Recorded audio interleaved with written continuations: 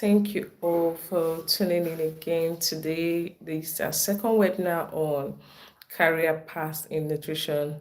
Last month, on the 10th of March, we had the first series of career paths in nutrition. I'm glad to have you here, and I would really love you to pull out your seat, bring a jotter, bring your biro, because there'll be a lot to learn from today's series. And at the end of the day, I'm open for questions, comments, and you can also share with your loved ones to join us. Thank you so much. Good morning, good afternoon, good evening, from wherever you're watching. I am so happy to have you today. My name is Chine Duru from Ducho Food and Nutrition Limited, and I'm happy to be your host once again today on Career Path in Nutrition. I would love you to know that Career Path in Nutrition is not strictly for graduates of nutrition, but Career Path in Nutrition is also this particular webinar, is also good for young people who love nutrition science, but they're still confused on which area they can specialize on if they finally gain admission to study nutrition and dietetics. So this is also a wonderful video for you. I know in the medical area, you know, before someone enrolls, someone may be like, okay, I want to be a pediatrist, I want to go into maybe gynecologist and all the rest. So that is why this webinar is excellent for you to know the right one to choose. Nutrition is already a global thing. Is a really global thing, because every day you keep hearing it's right, do this, different things about nutrition. You hear it on internet, in schools, everywhere they're talking about nutrition. So a nutritionist is just like an accountant now, because in every firm, everywhere, you need to have one that can help guide you properly on what to eat and how to eat it to, live healthy. So for today, we're going to mention some career paths in nutrition. In the last webinar, we talked about the sports nutrition, and we talked about nutrition technology. We talked about the culinary nutritionist and a lot. So today, the first one we're going to talk about is the one that a lot of you know, which is an academia in nutrition, an academia and a researcher in nutrition. So what does it take to be an academia or a researcher in nutrition, and what is the work of such fellow? Number one, you have to study nutrition as an undergraduate level, then you have to do it in your master's level. Sometimes you also require to do it in a PhD level, that's the doctorate level. Now, the work of an academia in nutrition is to educate students who are interested in the nutrition part, educate them, carry them along for nutrition related researches, publish journals, evidence-based journals, which is like the basis for both policymakers and the population to know the current trend in nutrition, both in their immediate environment and also the world at large. So being an academia in nutrition is a very good field, is a very wonderful field, because of the research involved in it, and is really amazing being an academia in nutrition. So one can decide to be an academia in nutrition to impart knowledge to nutrition students. Now, if you also want to be an academia in nutrition, there are also other skills around it that you need to learn. Aside knowing having the knowledge of nutrition, you also need to learn a good communication skill. You need to learn human resource skill, because these are skills that will not just, these are skills that will make you pass on this knowledge to these children, and you also give them, encourage them to practice what you have taught them, because it's like a bedrock of all areas, in nutrition. Okay, again, in being an academia in nutrition, you also need to learn mentorship. Mentorship is very, very essential. Sometimes students graduate from nutrition and they don't even want to practice maybe a wrong mentorship or not having mentorship at all. So it's important, if you're an academia or researcher in nutrition, or this is what you are called to be, or this is what you are doing currently, it's advisable to start mentorship on time. It will encourage the nutrition students. You don't start mentorship when they are doing their masters. Actually, mentorship starts from undergraduates. That is how you encourage these students to, love nutrition science and everything that comes with it. The second one we're going to talk about is the clinical nutritionist. The clinical nutritionist, these ones, they work mainly in hospital settings, you know health centers. They'll help, to manage illnesses like maybe diabetes, hypertension, kidney, people that are, inpatient and even outpatient. They give the right recommendation. They help to prepare a personalized nutrition, diet tailored to, the individuals he need. And this is basically what a clinical nutritionist does. But also, I would like you to understand that when it comes to career paths in nutrition, they are, you can measure and you can minor. You can measure, like someone that is a clinical nutritionist. Okay, I'm a clinical nutritionist, but maybe when it comes to the minor now, the person may be specialized on the either geriatric nutrition or pediatric nutrition. We'll also come to that. Now, another part of nutrition is the one we call the herbal nutrition. Today, when you come to the medical world, the herbal medicine seems, at a point, it was like the herbal medicine was forgotten, but currently people are gradually picking up the herbal medicine. So it is in nutrition, there's a part called herbal nutrition. Herbal nutrition is a part of nutrition that have not been harnessed enough, and herbal nutrition is really going to work very well for Africans. If you come to Ghana, they have different herbs and roots. In Nigeria, there are different herbs and roots. In Cameroon, Kenya, a lot of places, there are different herbs and roots. And for, ages, people have been using herbs and roots to heal different ailments.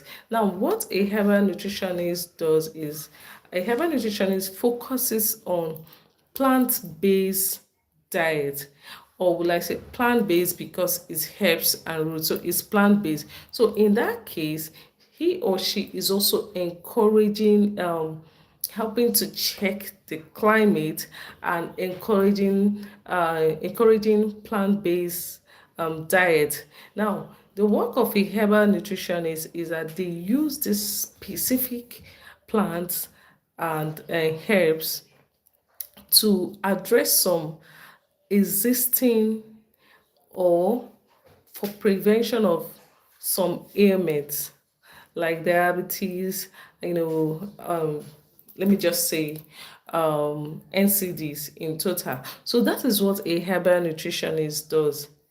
And when you see a herbal nutritionist, is very, very encouraging. They make the work easier. Most of the herbs that are giving you is tailored to the genetic composition of that person, especially in Africa. Now, speaking for this region.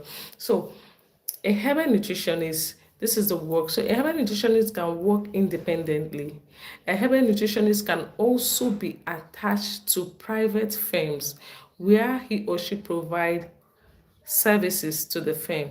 Okay, so you can also be a herbal nutritionist, You can be a clinical nutritionist, you can be an academia and a researcher. Now let's move to the fourth we have. The fourth we have on our list today is a food product developer. Food product development is something that is not really rampant in this region, but in general, food product development is very, very amazing. You know, some people develop food products based on maybe they tried a recipe at home and the children loved it, and they tried it in a party, maybe they cooked for the children party and people that came around loved it, and from there they start business. But food product development is beyond that. In food product development, a nutritionist is being employed. That if you want to work for a food company or if you can also decide to have it as a private practice.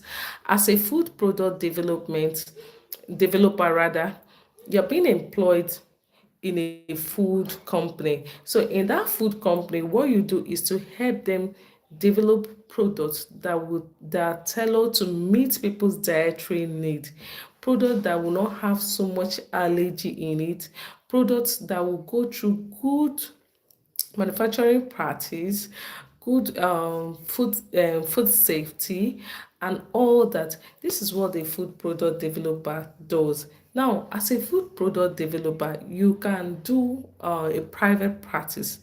If you are doing a private practice as a food product developer, what you need to do is just people walk up to you, someone can walk up to you and say, please, I want to develop a product that can help weight management. Now, your work as a food product developer is to get this product ready. Then of course you're going to reach a legal agreement with the food company, and you pass on the recipe and everything to them. You've done your job and you get paid, and you're a nutritionist. That means you're not looking for job. If you engage as a food product developer, you're not looking for job. Today we have a lot of people that are into processing, a whole lot of people. And sometimes when you look at the products, you'll be like, okay, this is nice, this is good. You can just walk in that and say, see, I'm a food product developer and I'm a nutritionist.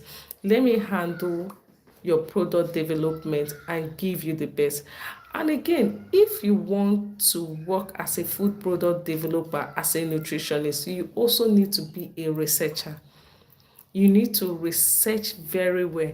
You need to read journals. You need to carry out personal research, because you're coming to give an evidence-based result to use and develop these formulas for the companies. It's not just coming from your head, it's science.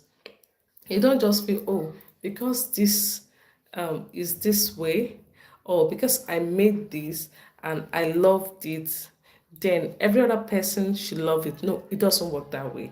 So you have to be a researcher if you want to work in the field as a food product developer. Then again, we have the corporate wellness nutritionist. Who's a corporate wellness nutritionist? A corporate wellness nutritionist is someone that works with large organization, occasionally teaching them about healthy eating, guiding them properly on the right food consumption. A corporate wellness nutritionist can be employed directly to work with this company, or maybe the person may be a private, maybe practicing privately, and they comes once in a while to deliver this talk to the organization. Now, as a corporate wellness nutritionist, you can work anywhere. You can work in oil companies, you can work in banks, you can anywhere. You can just work anywhere that they have a food service delivery in that organization, in that company. You can work there. Now, as I said earlier, is either you're working fully employed by that organization, or you are working as a private person, maybe visiting them once in a while. Now, I'm going to explain it in a way that you choose which part will really work out for you.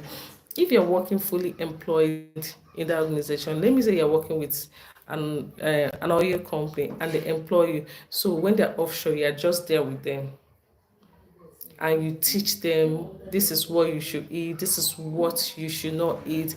This is corporate wellness. Thank you for joining. But if you are running corporate wellness as a nutrition business, you can prepare a very good proposal. Check the companies around you with a well-registered business. Submit this proposal to them. Tell them, please, I want to teach your company staff on healthy eating, healthy living, good lifestyle, so that when most of them retire, they won't be exposed to some kind of illness. Because sometimes there are some studies that have come across that people are likely to have hypertension and some kind of diseases when they retire from long service job, and which is true. Why? Some of them have this sedentary lifestyle. They just get to the office, they sit down, they walk, carry files, just walk, and when they come back, they are very tired. You notice you can just calculate this lifestyle, the lifestyle of that person for the next 30-35 years. It's very easy to predict this is the illness that this person may have when he or she retires from work. So, as a corporate wellness nutritionist, write to this organization, tell them, I'm writing to train this staff on how to eat well and how to do this.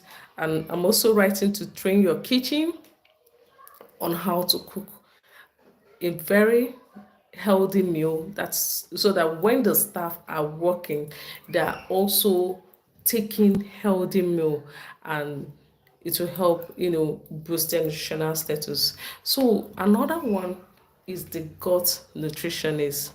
The gut nutritionist is not new, but I've not really seen much people fancying gut nutritionists as a field to specialize on, because we all love community and public health nutrition. Community and public health nutrition is just like, that's what a lot of people love.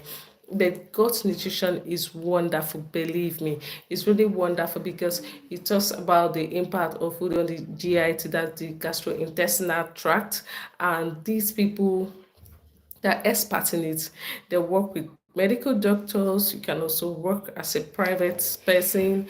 As a gut nutritionist, they help you check if maybe if it's someone that's having indigestion, the best nutritionist to meet to handle that case is a gut nutritionist. Okay, because it's always easier when you meet a specialist in a field. It makes it makes the problem easier to solve. For example, you can say, oh, we all are medical doctors, we all are medical doctors, but you can't just meet a cardiologist when you're supposed to meet a gynecologist, right? Okay,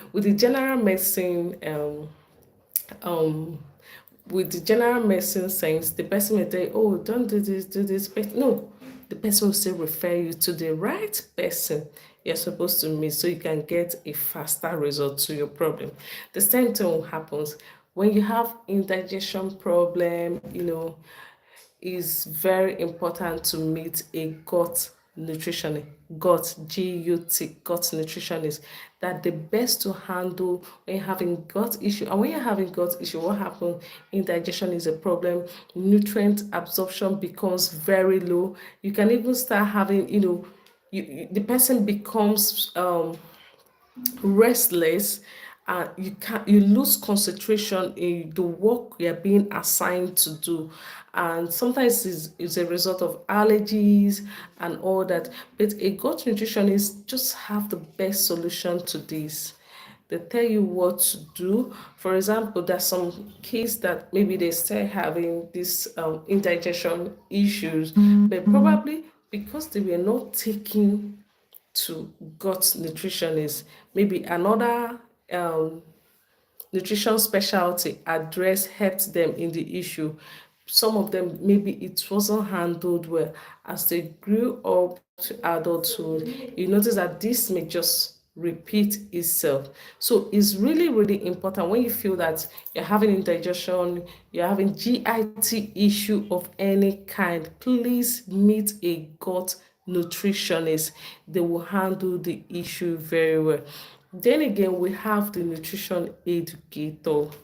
Nutrition education is, people is nutrition education itself is an art of going out to teach people about healthy eating, teach them about nutrition in public places. It can even be on internet, telling them what to eat, how to eat.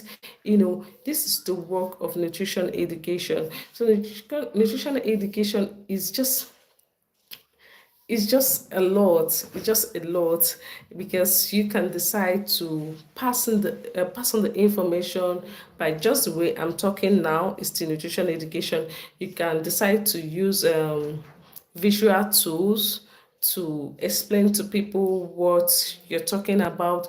Is still part of nutrition education, but they go to different places. Nutrition educators are like what I call the nutrition evangelists. They go to different places to teach people about nutrition. They don't just go to places that they feel that is convenient for them. But as a nutrition education educator, you can even be telling people about nutrition in open bus. You enter bus, you're telling them this, eat this is good for yourself, for you and your gene. Regardless of where you find yourself, you just tell people about nutrition. That is the work of nutrition educator. Anywhere, carry mic, tell people about yourself. Just tell people about nutrition wherever. It mustn't be convenient. It mustn't be a beautiful office setting where they call you to talk. No, no, no, no, no, no, no. Anywhere. It can be in school. Go to school, talk to these young children, tell them, young adolescents, take them the impact of nutrition, tell them why they should snack healthy, take them the implication of not eating right at a younger age, how it falls back on them when they get to adulthood. These are excellent things that a nutrition educator does. Then I'm going to talk about the pediatric nutrition. The pediatric nutrition, when you talk about pediatric, is from birth to 18 years. That is pediatric. So pediatric nutrition is another excellent part for you to specialize when it comes to nutrition practice. Because in pediatric nutrition, for instance, you start um, from infant. You do the coaching from infancy to preschooler, which is straight to from infancy, then to toddler, 1 to 3 years, to preschooler, which is 3 to 5 years, to school age, which is 6 to 12 years, and down to 18 years. What are you doing as a pediatric nutrition? You just help to give a nutrition guideline for this individual so that they can practice healthy eating. And why I love pediatric nutrition is that it covers a lot down to adolescence nutrition. Adolescence nutrition is being captured into pediatric nutrition. And if you are practicing pediatric nutrition, it's very, very important, because let me say a girl of childbearing age falls into pediatric nutrition. If she gets the right nutrition guideline and stick to it, it will also help to reduce the rate of maternal mortality that we have. And when she knows the right thing to eat and she followed this pattern to 18 years, when she's living that particular phase, it's very easy for her to also pass it on to her children, because she's learned it and she's also practiced it over a long time. So the fact that it captures adolescence nutrition is very, very wonderful, the pediatric nutrition. And it also reduces the risk of having some health issues later in life.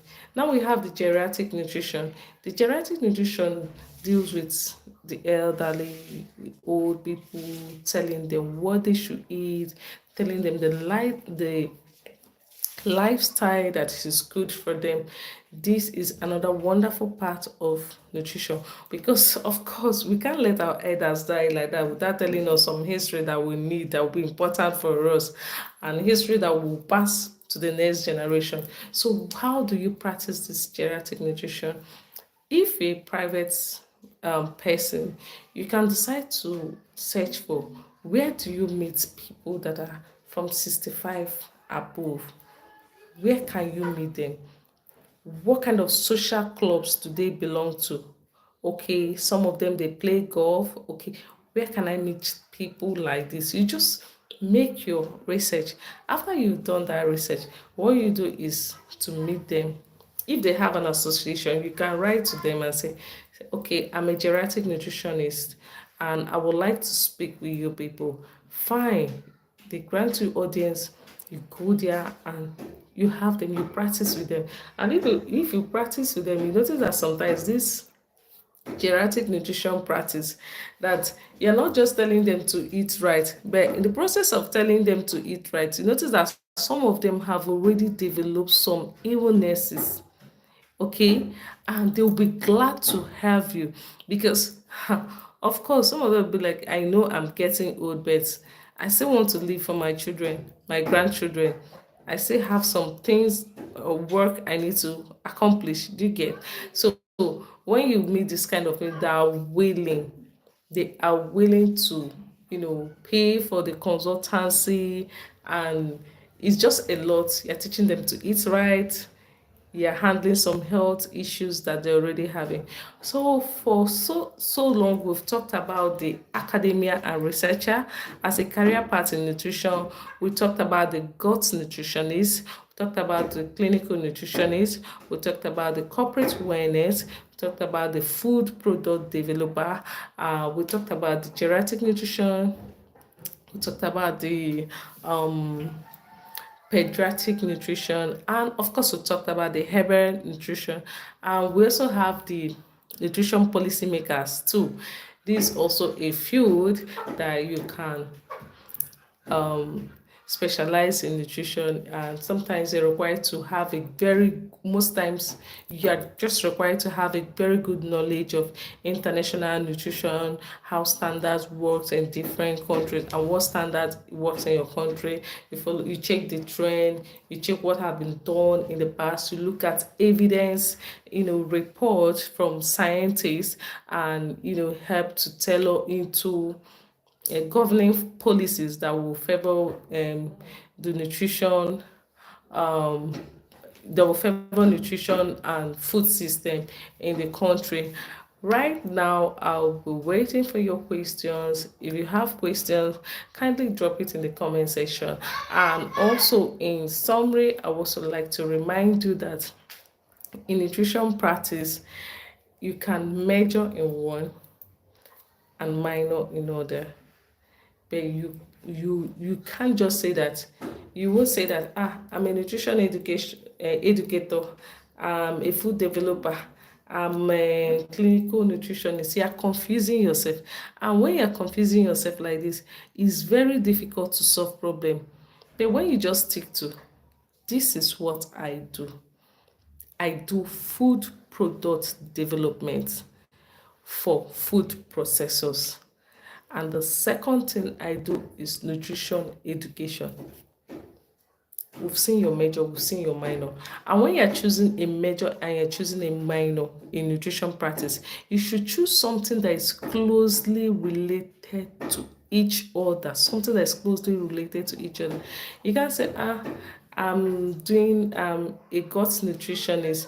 At the same time, you now choose something that's a bit off, you know it doesn't work quite that way. You choose something that is closely related to each other.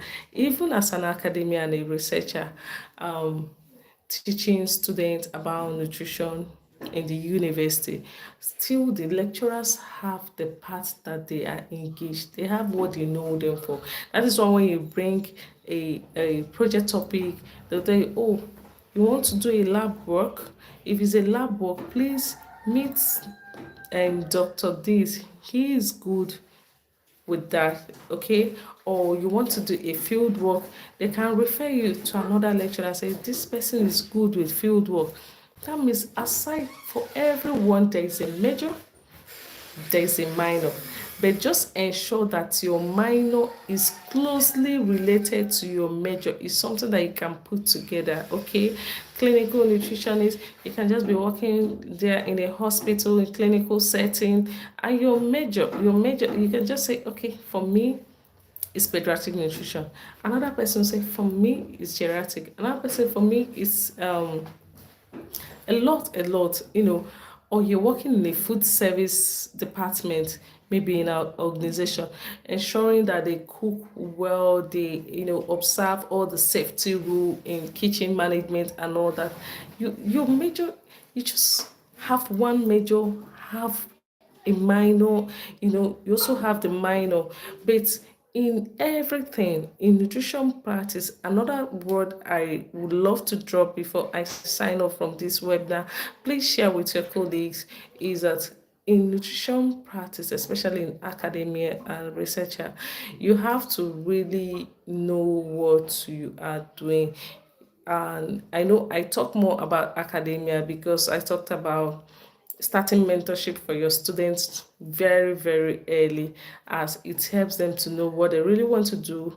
And secondly, if you want to be in the academia, it's good to choose a field. So when you want to write journals, you write it tailored to your field, and avoid when anybody is writing journal, you say, put me, put me, put me. A day of accounts will come, and when that day of accounts will come, they'll be asking you, so why are we moving into the next position with which particular writing? By then you discover that you've been writing amiss, okay? So that is why it's good to know that. It's good to know your niche, stick to your niche. The issue of nutrition problem in the country and all over the world is very easy to solve if people are working in different parts than people bringing themselves stuck in just one area of nutrition. But if people are working in different parts of nutrition, you notice that this thing is just very, very easy to solve. I'm an academician and a researcher. I'm a herbal nutritionist. Okay, so it makes it easier that even when you're talking to somebody, you want to introduce yourself as a nutritionist, you say, I'm a herbal nutritionist, I'm a clinical nutritionist, I'm a gut nutritionist, or I'm a nutritionist with expert in gut management. Okay, I'm a nutrition educator. I'm a corporate wellness nutritionist. I work with a nutrition policy maker. Is just very wonderful. I'm a food product developer, and I bet you with this kind of introduction, it makes it easier for people to know how to work with you. Okay, thank you so much for tuning in, and I'll be waiting in the comment section to answer your questions. We can watch the video later, and I hope to have you again, probably in still on nutrition career or another topic. Like I said in the first webinar, the areas in nutrition that have not been harnessed, they are over 30. They are over 30. And I've mentioned only 14. I've mentioned only 14. So I'm still owing you on this app, I'm still owing you 16 more or even more. Like they're over 30. I've given you 14. So listen to this and know the one that suits you. And if you have further questions on how to, you know, push it up from wherever you are, whether you're a student or you're not yet a nutrition student or you're already practicing but you're having issues, please reach out. I'll be happy to help. I'll be happy to help. Thank you so much for being part of this webinar, and do have a wonderful day, a wonderful morning, and wonderful evening, depending on where you're watching from. Thank you. Bye.